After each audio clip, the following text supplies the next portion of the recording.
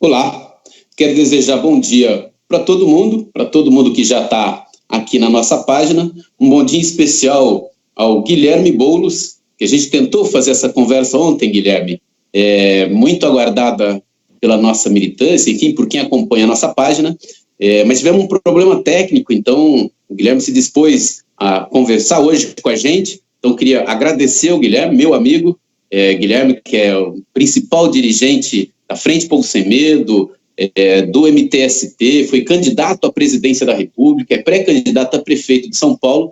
Para a gente é um prazer conversar aqui com o Guilherme, enfim, para comentar os assuntos da semana, para comentar, enfim, o pacote votado no Congresso Nacional e as políticas que o Bolsonaro vem adotando. Guilherme, a gente conversava ontem e a gente falava da importância da conquista desse auxílio quarentena de R$600 para a população de baixa renda, para os informais. A nossa defesa, enfim, era de um salário mínimo, né? Mas creio que foi uma vitória, uma conquista parcial. Você, pela Povo Sem Medo, a gente, pela Povo Sem Medo, nós participamos desse debate, né, na conversa e no ajuste dessa proposta com a bancada de oposição na Câmara dos Deputados, dos deputados do PSOL, do PT, do PCdoB, os deputados da oposição de esquerda que fizeram um embate para colocar no pacote do governo esse auxílio de R$600. Queria que você comentasse essa vitória. Depois de 4, 5 anos, o Congresso Nacional, que só votou coisas contra o trabalhador, pela primeira vez conseguimos emplacar uma medida importante. Eu queria que você comentasse isso e uma medida, porque agora esse pacote vai para o Senado, e ontem eu inclusive conversava com alguns companheiros lá do Senado para que garantir que esse auxílio não seja restrito a quem está no cadastro único do governo, porque você mesmo dizia, muitas famílias que têm necessidades, que não cumprem aquela renda familiar de 3 salários mínimos, não está no cadastro único. Então a nossa labuta agora, a nossa batalha vai para estender esse auxílio para toda a população que necessita e que não esteja no cadastro único. Queria que você comentasse essas duas medidas e dar um bom dia para você, mais uma vez, agradecer a tua participação aqui conosco. Primeiro, bom dia, Índio. Prazer enorme falar contigo, meu irmão. Nos conhecemos aí de longas batalhas, juntos, né, em defesa dos direitos dos trabalhadores, na Frente Povo Sem Medo, nas mesmas trincheiras, lutando pelas causas justas do nosso povo. Te parabenizar por essa iniciativa de diariamente estar promovendo um debate através das redes sociais. No momento em que o nosso contato social direto ele está impedido de maneira justa por razões sanitárias pela quarentena, o espaço que a gente precisa utilizar é esse espaço virtual cada vez mais, até para se contrapor às mentiras, às fake news que o bolsonarismo tem utilizado. Uma delas, inclusive, foi em relação à renda básica aprovada na Câmara, como você bem lembrou, por pressão da sociedade e por um trabalho árduo da oposição. O Bolsonaro, alguns dias antes, tinha apresentado uma proposta infame, ridícula, de R$200 de auxílio emergencial para famílias de baixa renda, para trabalhadores informais, na verdade, se restringir a isso. O que é um escárnio. Com R$200 hoje não se paga as contas, né? Sem falar o aluguel, sem falar o remédio, sem falar botar comida na mesa. Escárnio completo. E nós viemos trabalhando com uma proposta de defender uma renda básica de um salário mínimo. Nós não conseguimos chegar integralmente à nossa proposta, mas ter chegado a R$600 como base, podendo chegar a 1.200, dependendo da renda familiar, tendo mais de uma pessoa na família que se enquadra no critério de vulnerabilidade, foi uma vitória importantíssima. Ainda mais, como você lembrou bem, vindo de uma Câmara, de um Congresso Nacional que no último período só tem atacado o direito dos trabalhadores. Agora, foi uma vitória ainda parcial, e que a gente precisa agora no Senado, no momento de regulamentação, preencher algumas lacunas. Uma delas tem a ver com o cadastro único. Porque o que diz a lei que foi aprovada na Câmara? Que vai pagar um auxílio de R$600, podendo chegar a 1.200, para trabalhadores informais, desempregados, microempreendedores individuais, a MEI, e para os trabalhadores que tenham renda familiar de até 3 salários mínimos ou renda individual de até meio salário mínimo, alternativamente. Mas para que essas pessoas possam entrar, elas têm que estar cadastradas no CadÚnico, que é o Cadastro Unitário de Programas Sociais do Governo Federal, que é feito nos CRAs, nos Centros de Assistência Social de cada município. Elas precisariam estar cadastradas até 20 de março. Qual é o problema? E aí está a cilada, Índio.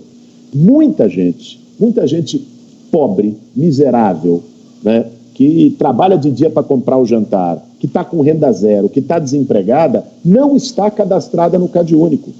Nós presenciamos isso, inclusive, nos empreendimentos, nos projetos de moradia popular do MTST, quando para entrar no Minha Casa Minha Vida, as pessoas tinham que estar no CadÚnico. Muitos desempregados. E nós tivemos que fazer um mutirão de cadastramento no CadÚnico, porque a enorme maioria dos beneficiários das moradias não estava cadastrado. Então, isso é meio que um sinal da situação de boa parte do povo brasileiro. Quem está no Bolsa Família, por exemplo, automaticamente está no CadÚnico. Mas os trabalhadores informais do Brasil são 4 vezes o número dos beneficiários do Bolsa Família. Então, nós temos uma lacuna, um problema a ser resolvido aí para a implementação, que, se não for resolvido, pode excluir, por uma questão técnica, de um critério cadastral, pode excluir dezenas de milhões de brasileiros que necessitariam ter esse benefício da renda básica. E mencionar também, Joe, que esse é um passo. Nós precisamos tomar outras medidas. A renda básica é um passo. Mas isso precisa vir junto com garantia do emprego e proibição das demissões para os trabalhadores formais. Porque senão você vai abrir uma porta enorme de entrada na miséria para trabalhadores que hoje têm uma renda fixa. Vários países do mundo fizeram isso. El Salvador fez isso, Venezuela fez isso. Para quem fica reclamando que a gente cita os países europeus, que teriam, em tese, melhores condições do que o Brasil para implementar isso. Os países europeus fizeram isso maciçamente, inclusive pagando parte dos salários. O Bolsonaro ontem apresentou uma medida, junto com o presidente do Banco Central, totalmente tímida e insuficiente, de reservar 40 bi para financiar, não é pagar parte dos salários de pequenas, médias e microempresas. Então nós temos que ter estabilidade no emprego. E outras medidas como anistia, suspensão da cobrança das contas de água, luz, gás e do aluguel para as famílias de baixa renda, como fez a França, por exemplo, medidas de proteção ao povo. O momento agora é de proteção à saúde pública, com quarentena, com isolamento social. É isso que dizem todos os infectologistas, é isso que diz a Organização Mundial da Saúde, só o Bolsonaro que diz que não. Mas, ao mesmo tempo, é momento de proteção social para os mais pobres, que são os maiores atingidos por essa crise. Não, muito bem, Guilherme. Eu acho aqui, como a medida agora vai votar no Senado Federal, acho que nós temos que ter uma ação bastante coordenada já na segunda-feira. Eu comecei isso ontem conversando com algumas pessoas, mas acho que a gente poderia conversar isso com a bancada de oposição no Senado para amarrar bem como esse valor, esse auxílio será pago lá na ponta. Creio que uma autodeclaração, enfim, existem mecanismos de comprovação de que aquela família não atinge 3 salários mínimos mensais. Acho que essa é uma questão. Tem o CadÚnico, como você disse, tem o cadastro do CRAS, que é da assistência social também, para uma parcela, que não era do Bolsa Família, mas para acessar outros benefícios, como auxílio-doença, por exemplo, pessoas que estão com câncer, pessoas que estão adoecidas. Mas existem mecanismos, às vezes a declaração que dá lá na escola dos filhos, que não tem, enfim, da renda. Acho que nós temos que amarrar de todas as formas para que o auxílio de R$600 e R$2.200 para as mulheres, né, para as mulheres que têm filhos e comandam as suas famílias, que recebam esse auxílio, que é importante num momento como esse. Queria que você já citou aí outras medidas que são importantes, né? A questão da água, da energia elétrica, do gás. mas você, como dirigente do MTST, assim, o principal movimento social, particularmente na questão da moradia no Brasil, eu queria que você falou aí da importância dos aluguéis. Né? Acho que tem, sei lá, nós temos que ver uma política, porque às vezes é o aluguel de uma senhorinha que tem um quartinho, né, e que compõe, mas não é a realidade da maioria, né? A realidade enfim, nós temos grandes incorporadoras e nós temos pessoas que são proprietárias de centenas de imóveis. Então, e não dá para permitir que o aluguel, a pessoa que está, seja na informalidade, seja empregado, mas nesse aperto que está agora do coronavírus, para ter uma política para enfrentar o valor dos aluguéis, né? Eu queria que você comentasse mais, você que é um especialista nessa questão, como é que a gente pode tratar a questão dos aluguéis, que a população fez um contrato e nesse momento está com dificuldade de honrar essa prestação. Tem o problema dos aluguéis, tem o problema do financiamento imobiliário também, que tem bastante gente que está com dificuldade, o governo está dizendo que não recebe agora e joga essa prestação, a prestação lá na frente ao final. Queria que você comentasse essas medidas para a gente voltar aqui, para a gente falar da luta que a gente tem que fazer contra o Bolsonaro, porque acho que o Bolsonaro hoje é o principal entrave para a gente enfrentar, para o Brasil enfrentar a crise sanitária, a pandemia, mas também a crise social, econômica e política, que de alguma forma já estava instalada no nosso país, como você bem sabe, vem nos alertando nesse último período. Queria que você comentasse. Vamos lá, Índio. Primeiro, o Bolsonaro deixou de ser apenas um problema político no Brasil. Ele se tornou um problema sanitário, um problema de saúde pública. Né? Ele desinforma, ele é um elemento de propagação da doença, da pandemia, do coronavírus no Brasil. Então, se já não existia, do nosso ponto de vista, condições para o Bolsonaro liderar o país, dirigir o país, ele nunca liderou o país, ele agora perdeu qualquer possibilidade, condição política de permanecer à frente do governo. É por isso que nós defendemos que parte da saída para a crise de saúde pública que o Brasil está vivendo passa pela saída do Bolsonaro. Né? Ele é um elemento de instabilidade e que dificulta uma atuação coordenada do governo federal para resolver a crise de saúde pública que a gente está vivendo. Mas, enfim, vamos ao tema dos aluguéis e da moradia. Eu acho que a primeira questão, Índio, outros países do mundo tomaram essa definição e aqui no Brasil, inclusive, é uma recomendação do Ministério Público Federal. O MPF mandou isso para o Conselho Nacional de Justiça, que é proibir despejos e reintegrações de posse durante esse período.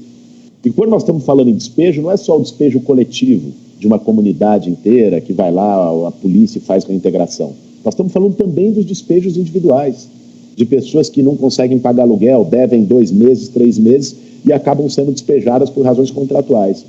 Durante esse período da crise, né, é descabido que aconteça qualquer reintegração de posse. Essa é uma medida de proteção básica. Até porque a orientação de saúde pública é quarentena, fiquem em casa. E quem não tem casa? Como é que você vai tirar as pessoas das suas casas, remover as pessoas das suas casas, mesmo que sejam casas alugadas? Né?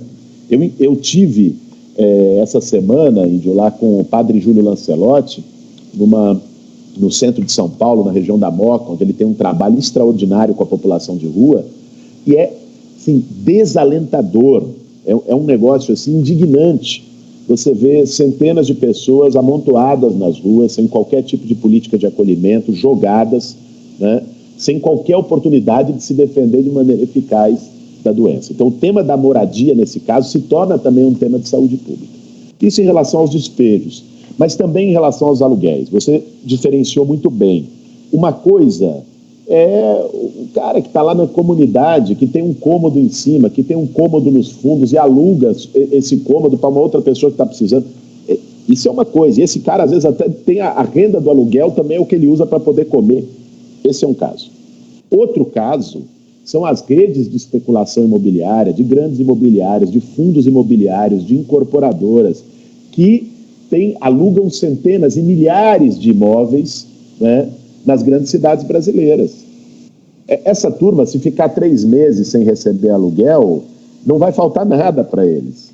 Entendeu? É aí que tem que ter a suspensão do pagamento dos aluguéis, assim como a suspensão do pagamento dos financiamentos imobiliários, que, em geral, são feitos pela Caixa Econômica Federal, que é responsável de longe pela enorme maioria dos financiamentos imobiliários no Brasil. Então, basta uma decisão de governo para poder suspender a cobrança dos financiamentos nesse período. E não adianta suspender a cobrança por 3 meses e jogar depois desses 3 meses no mês seguinte, porque aí você só vai adiar o problema para o trabalhador, né? Só vai adiar o problema para quem está pagando. Então, esses 3 meses têm que ser diluídos ao longo de todo o contrato, né? Então, essa é uma medida também muito necessária. Agora, em relação ao tema da moradia, Índio, eu acho que tem um outro ponto que pouca gente se atentou, mas a política que o Bolsonaro tem defendido de uma maneira, diria, com terraplanismo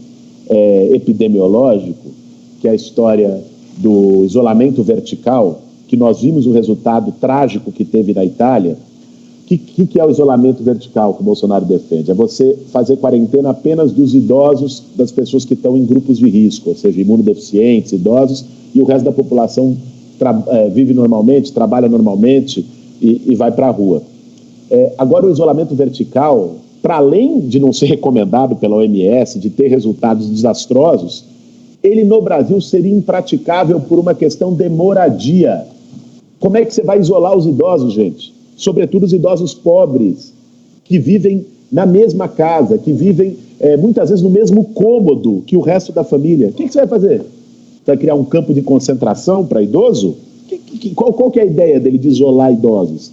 Não existe condição prática para isso, até pelo déficit habitacional brasileiro, por concentração de pessoas nas mesmas casas, no mesmo cômodo, adensamento excessivo de moradias, coabitação, pessoas morando de favor e, sobretudo, idosos, morando na casa dos filhos. Não tem nenhuma condição prática de você promover um isolamento apenas dos idosos no Brasil pela situação de moradia dos grandes centros urbanos.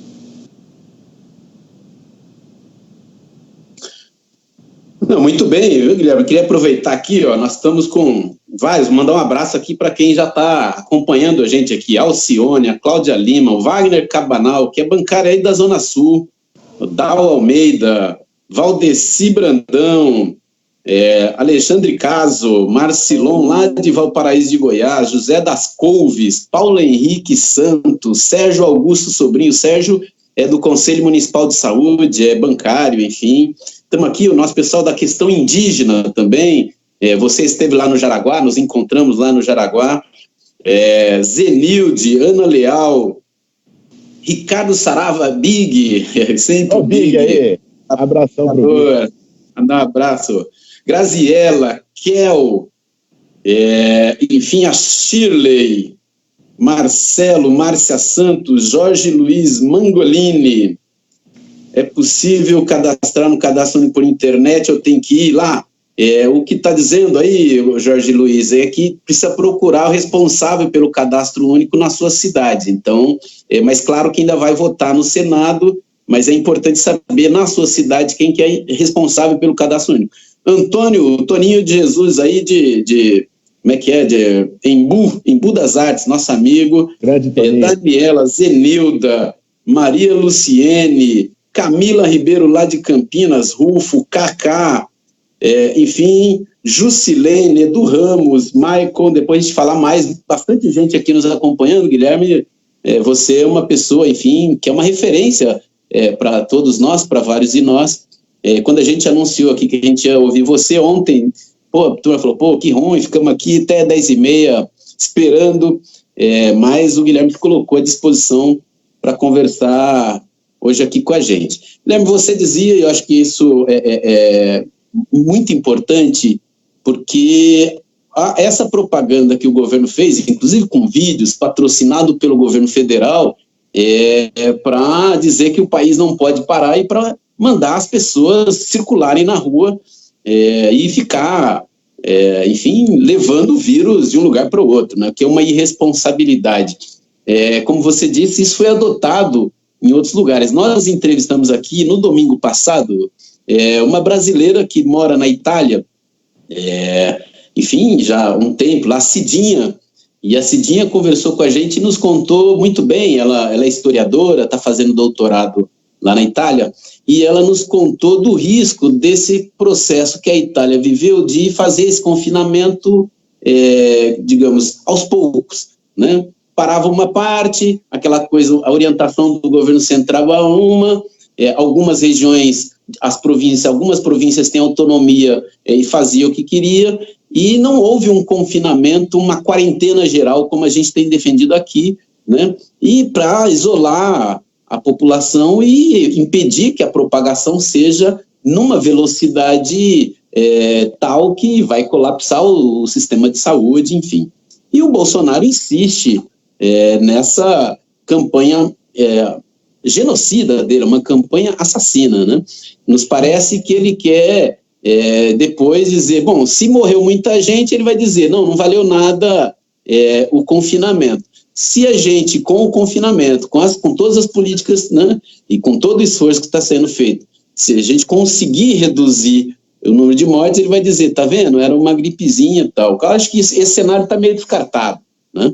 Que vai, enfim, o cenário é um cenário trágico, né? Mesmo que fosse uma vida, né? Mesmo que fosse 2 vidas, nós não podemos permitir que o lucro esteja acima da vida das pessoas. E é isso que o Bolsonaro quer fazer, quer garantir que o lucro das empresas, as grandes empresas, de uma parcela que não está conseguindo ganhar no mercado financeiro aquilo que ganharia em situações normais. Então, para garantir a lucratividade e turbinar a fortuna desses bilionários, ele coloca a vida da população em risco.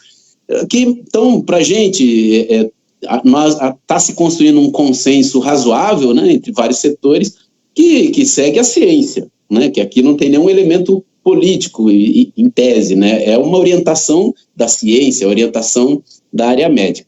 Então, acho que nós já vínhamos numa situação em que o Bolsonaro já tinha demonstrado que tem um projeto de destruição nacional, né, de destruição dos direitos do povo, enganou uma parcela, e mesmo a parcela que ainda está com ele, uma parcela que está enganada, porque ele não é antissistema coisa nenhuma, você muito bem lembra disso, né, foi um deputadozinho por 30 anos, do esgoto da política no Brasil, mas eu acho que a partir da pandemia e do que está em curso no Brasil, os panelaços que a gente vem estimulando e também, acho que está na hora, e você tem defendido isso, de apertar um pouco e colocar a campanha aí para substituição do Bolsonaro, né?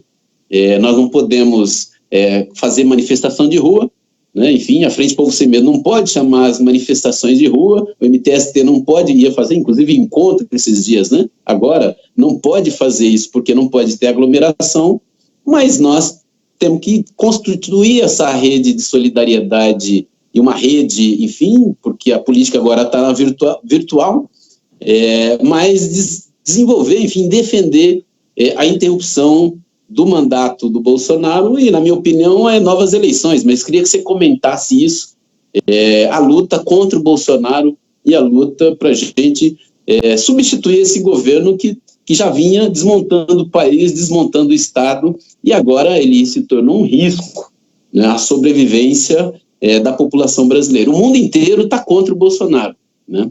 Eu acho que é o momento também da gente colocar isso, queria que você comentasse isso, e por onde passa a luta política no Brasil contra o Bolsonaro.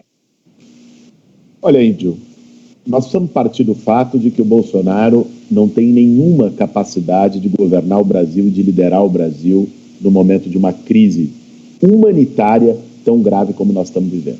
É claro, a crise não é do Bolsonaro, a crise é uma crise mundial, a pandemia é no mundo todo. Agora, o Bolsonaro age na contramão de quase todos os governantes, inclusive governantes de direita, até de extrema direita como ele. O Trump anunciou um pacote nos Estados Unidos de 850 bilhões de dólares para a salvação das pessoas. Uma parte delas é uma renda básica para todo cidadão norte-americano. O Boris Johnson, de extrema direita, anunciou um outro pacote de 250 bi e está pagando 80% do salário dos trabalhadores dos setores afetados pela crise. Então, veja, enquanto isso, o Bolsonaro aqui, além de ser um propagador da pandemia, alguém que contraria as orientações de saúde pública e manda irresponsavelmente as pessoas para a rua, ele quis aprovar no começo dessa semana a possibilidade de suspensão dos contratos de trabalho por 4 meses sem pagamento de salário. A maior parte das medidas que ele anuncia são contra os trabalhadores, é para salvar banco, é para salvar grande empresário. E mesmo essa postura dele, não vamos nos iludir, não é apenas uma guerra ideológica, uma guerra de versões.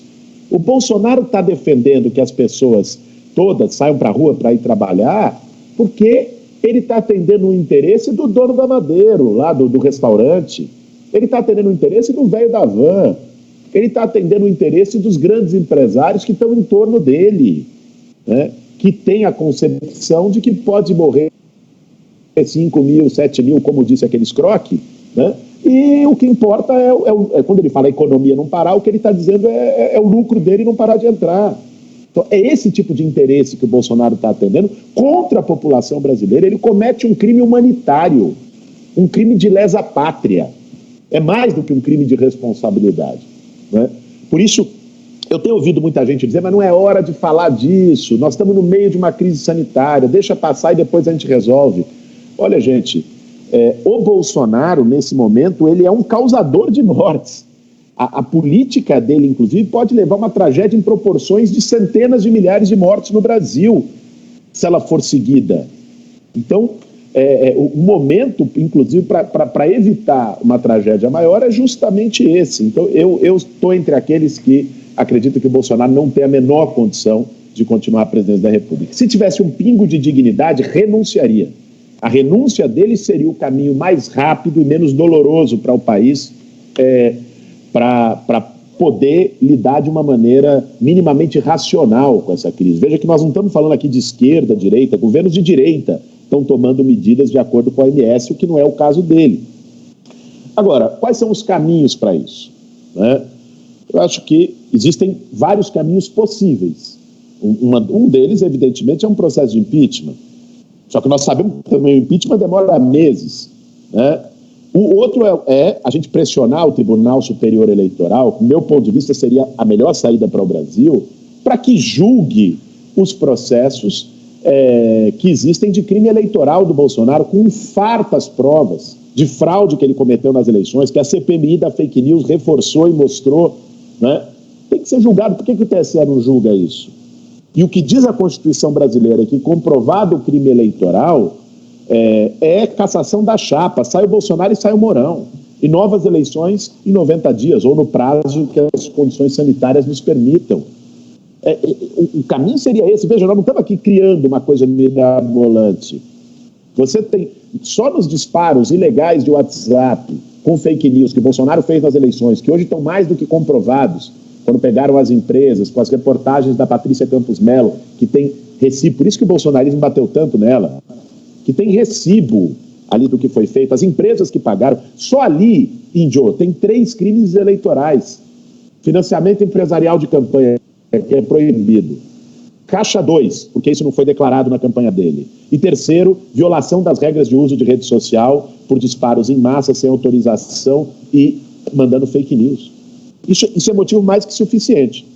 Agora, qualquer que seja a saída em relação à crise, o que eu acredito é que ela precisa ser resultado e parte de uma construção unitária do campo da oposição. Não dá para a gente ter saídas que sejam só para demarcar, saídas para a gente só fazer barulho dentro do campo da esquerda ou disputas menores.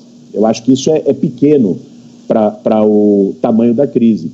Nós temos que ter saídas que sejam, de algum modo, suprapartidárias do campo da oposição, que envolvam entidades da sociedade civil, a ABI, que tem tido um posicionamento, a Associação Brasileira de Imprensa, muito forte e contundente, tenta envolver a OAB, tenta envolver setores da igreja, né, centrais sindicais, movimentos sociais, grandes juristas. Eu acho que esse é o caminho, né, com uma ação unitária no processo de impeachment, no TSE, onde quer que seja, mas que fale mais amplamente para a sociedade e tenha força política para fazer andar.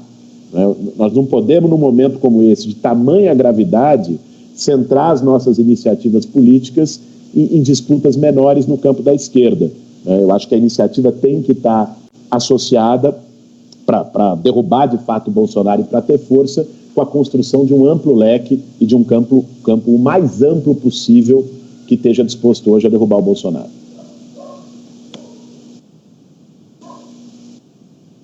Não, muito bem. Lembrando aqui, Guilherme, que você já até respondeu aqui questionamentos levantados aqui pela página. A questão indígena, o Jorge Luiz, lá de Santos, também perguntou exatamente com relação à substituição do vice. O Antônio Sérgio Farias perguntou por que as esquerdas não se unem? Há meses deveriam ter feito uma forte coalizão, teríamos avançado. Sim, você falou aí da importância da unidade da esquerda. O João Medeiros, uma pergunta: você acredita que esse cara pode fazer alguma medida para quem recebe somente 3 parcelas do seguro-desemprego receber algum auxílio, provando o fim? Essa é uma questão, nós estamos levantando, as centrais têm uma negociação, inclusive com o Rodrigo Maia, para extensão do seguro-desemprego. Nos Estados Unidos, estendeu até 10 meses o seguro-desemprego, né? Essa semana foi uma semana recorde de pedido de desemprego no Brasil, nos Estados Unidos. Nós acreditamos, e essa é a batalha que nós vamos fazer, para colocar também a extensão do seguro-desemprego, né, para quem perdeu o emprego nos últimos meses, estava terminando as parcelas, ele não vai nem se encaixar na regra dos R$600, não vai ter a garantia de emprego. Então nós temos que ter políticas para isso, né? Temos que ter política para não redução do salário, como o Guilherme lembrou, seja no setor privado, seja no setor público.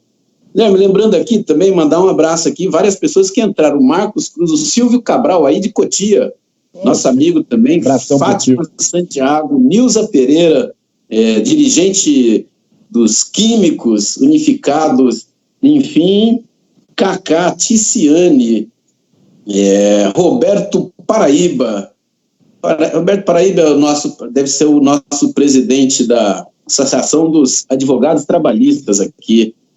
Marcos Luiz, Marcos Cruz, Alessandro Hipólito, Edson Santos, enfim, Ticiane, Osmar Negreiros, bastante gente, Débora Camilo, lá da Baixada Santista, quem mais? A Fabiana, muita gente aqui falando da importância de, enfim, apertar o Bolsonaro. Antônio Sérgio Farias, que fala aí da unidade da esquerda, João Medeiros, Ana Cláudia, Carmen Sueli, enfim, e a Tatiana Souza, que manda lá do Ceará, viu? A Tatiana está nos acompanhando lá do Ceará, enfim, dizendo que tem acompanhado aqui as nossas lives. Tatiana também conhece o Guilherme, enfim.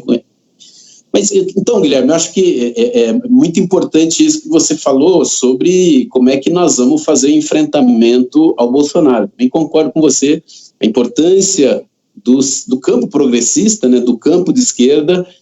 Claro que tem ainda pessoas com dúvida disso aqui, daquilo ali, mas acho que a gente está construindo aí um caminho unitário, essa coisa do fora Bolsonaro, enfim, tem, né, já conseguido, creio que um pouco menos de tempo aí, nós vamos estar todo mundo nessa linha. Agora, o desdobramento disso, acho que você foi muito certo, né? Para que a gente tenha uma saída progressista, né, tem que ter a unidade de todo mundo, porque senão a gente, com uma iniciativa que outra, não é o caminho, né? Então, mas queria te agradecer de novo, nós estamos aqui há 40 minutos, agradecer muito, Guilherme, lembrando que a gente acompanha aí tuas redes, você é uma pessoa que, enfim, além da sua referência nacional, enfim, você viajou o país nos últimos anos, tem discutido, enfim, eu te encontrei, a gente é amigo, fez muita reunião aqui, mas no último período a gente se encontrava em aeroporto, né, porque também, por dever de ofício, e nunca, nem você, nem eu era turismo, né, era compromissos políticos, a gente, enfim, caminhou, e você, claro, andou mais, e bem requisitado, que é importante, que você consegue levar uma mensagem, um projeto coletivo que a gente está discutindo, mas também uma mensagem de esperança, né, da possibilidade de constituir uma liderança nacional jovem e que vai, no próximo período, aí, nos ajudar a levar o Brasil para uma realidade justa, igualitária, democrática, onde a gente possa propiciar ao nosso povo dignidade humana, enfim, propiciar a liberdade e a felicidade que o nosso povo merece. Quero te agradecer bastante, dizer que nós vamos seguir aí, acho que a Povo Sem Medo, juntamente com os demais movimentos, Frente Brasil Popular, as bancadas, está elaborando um projeto aí, né, para apresentar para o conjunto da população.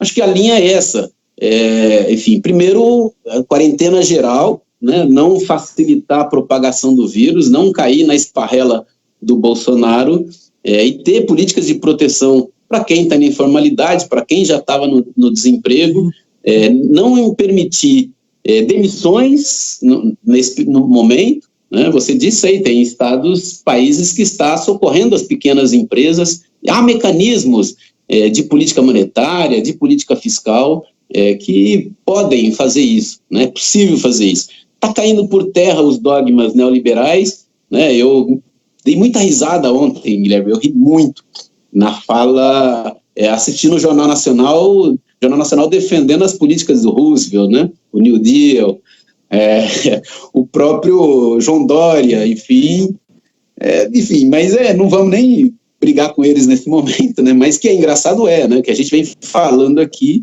da importância do Estado e que esse negócio de que não tem dinheiro para ter políticas públicas é discurso, né? Dinheiro tem e precisa sair, principalmente nesse momento de pandemia. Mas agradecer muito a tua presença aqui, essa conversa, dizer que a gente está junto aí nas batalhas, pode contar conosco em todas as batalhas, e deixar aí para você dar uma mensagem final aí, um recado final a quem nos segue, pedir para todo mundo compartilhar, entrar nas redes do Guilherme, enfim, compartilhar, curtir, nas nossas também, as nossas são bem mais tímidas que a tua, Guilherme. Você, enfim, já vem trabalhando as redes sociais, é uma referência nacional, então também pedir para a nossa turma aí interagir com as nossas redes, para que essas informações cheguem a mais gente, né? E agradecer mais uma vez, agradecer todo mundo que esteve com a gente aqui, acompanhou, é muito importante. Na segunda-feira a gente vai conversar com a Andréia de Jesus, que é uma deputada estadual, uma mulher negra da periferia, né, do pé do barro, que já foi empregada doméstica, já fez, e hoje é deputada estadual. Nós vamos conversar com ela sobre as populações mais vulneráveis. Então, na segunda-feira, às 10 horas da manhã, a gente já avisa toda a turma aqui. E agradecer, Guilherme, passar para você, deixar um recado, uma mensagem de esperança e de luta, porque é isso que você tem feito muito bem e nos anima a seguir lutando. Obrigado. Obrigado, Índio. Valeu, meu irmão, por esse diálogo nosso. Parabéns pelo trabalho que tem feito, não só à frente da Intersindical, na frente Povo Sem Medo. Ficou praticamente aí dormindo em Brasília, literalmente, durante semanas, em relação às MPs, às medidas de ataque aos trabalhadores que estavam no Congresso, que seguem no Congresso Nacional. Importante a tua participação também nessa articulação agora da votação da renda básica no Senado, pela relação que construiu lá com o grupo da oposição de senadores, para que a gente consiga melhorar mais essa conquista, essa vitória importante que a gente teve. E te parabenizar também pelo canal, pela atuação nas redes. Eu acho que isso é fundamental. Nós temos que fazer esse contraponto. O Bolsonaro tem crescido muito nas redes sociais, espalhando fake news, espalhando mentira, com milícia digital. A gente não tem nem quer ter uma milícia que atua de maneira criminosa no submundo da rede social e tampouco espalhar fake news. Mas nós temos que saber utilizar as redes para dialogar com um público cada vez maior, e acho que você tem feito isso de maneira ímpar no movimento sindical brasileiro, que está construindo, ainda está engatinhando nessa tradição. Você tem sido um destaque nesse sentido. E dizer, Índio, que eu acho que a grande palavra de ordem nesse momento se chama solidariedade. É colocar a vida das pessoas acima do lucro, dos banqueiros, dos grandes empresários. É isso que está em jogo nesse momento.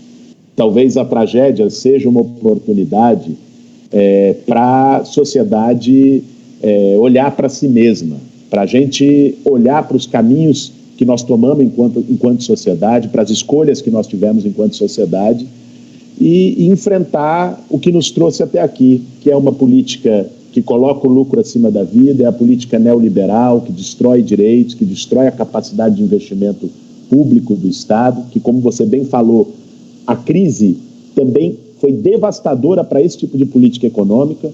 Quem há 3 semanas atrás estava falando em austeridade fiscal, no mundo todo agora está tendo que defender investimento público.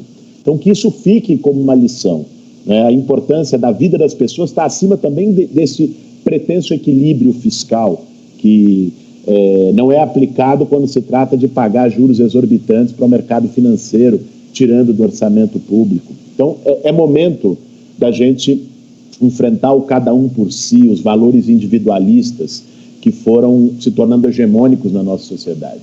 E defender e praticar a solidariedade. Solidariedade como visão de mundo, solidariedade como política de Estado e solidariedade como exemplo que a gente possa dar nesse momento, também atuando nas periferias, também defendendo os mais vulneráveis diante dessa crise e colaborando para que as pessoas possam enfrentar esse momento tão duro. E enfrentemos isso juntos, né? Respeitando as medidas de saúde pública, as medidas sanitárias, mas ao mesmo tempo cobrando e exigindo saídas políticas que olhem para a maioria do nosso povo. Então, Índio, estamos juntos nessa caminhada, muita força, não vamos poder estar juntos presencialmente nesse momento, mas logo mais, eu não tenho dúvida, passando esse epicentro da crise, a gente vai ter a oportunidade de estar novamente dividindo as ruas para derrotar essas políticas contra o nosso povo e permitir novos avanços. Eu acho que, de algum modo, o coronavírus, com essa crise mundial que está relacionada a ele, permite colocar na pauta novos valores, permite colocar na pauta os direitos acima dos privilégios, a vida acima do lucro, e nós temos que levar essas bandeiras como nunca. Um grande abraço para você, um grande abraço para toda a turma aí que nos assistiu, que tem acompanhado suas lives, reforçar para quem nós compartilhamos isso também nas minhas redes, para quem está aí através das minhas redes, chega lá na página do Índio, dá uma curtida, dá um reforço, que é também uma voz essencial no movimento sindical brasileiro e na esquerda brasileira nesse momento. Abração, meu irmão. Obrigadão, Guilherme. Acho que é isso. Vamos permanecer em casa, vamos continuar defendendo a quarentena geral, vamos discutir que o Brasil precisa parar para deter a propagação do vírus e para proteger as vidas, né? E o Estado tem que ter, por obrigação, de socorrer as famílias mais vulneráveis, enfim, ter políticas públicas para a gente atravessar a crise sanitária sem entrar na barbarização das condições de vida do nosso povo, né? Mas muito obrigado aí, quero de novo agradecer a presença de todo mundo. Obrigado, Guilherme, obrigado por compartilhar aí nas redes também, dizer que é muito importante que as pessoas vão lá, curta a página, convide outros, para a gente ampliar o alcance da comunicação popular. Grande abraço, bom dia, boa semana aí, aproveite, Guilherme, aproveite com as suas filhas, com a sua companheira, aproveite aí também com os companheiros do movimento, todo mundo em casa, né? Um bom dia para todo mundo, um bom domingo, e na segunda-feira, às 10 horas da manhã, aqui com André de Jesus. Obrigado, Guilherme, obrigado a todos que nos acompanharam pela rede aí. Foi um grande prazer falar com vocês, ainda que à distância. Bom dia aí, bom sábado. Cuidado com a feijoada.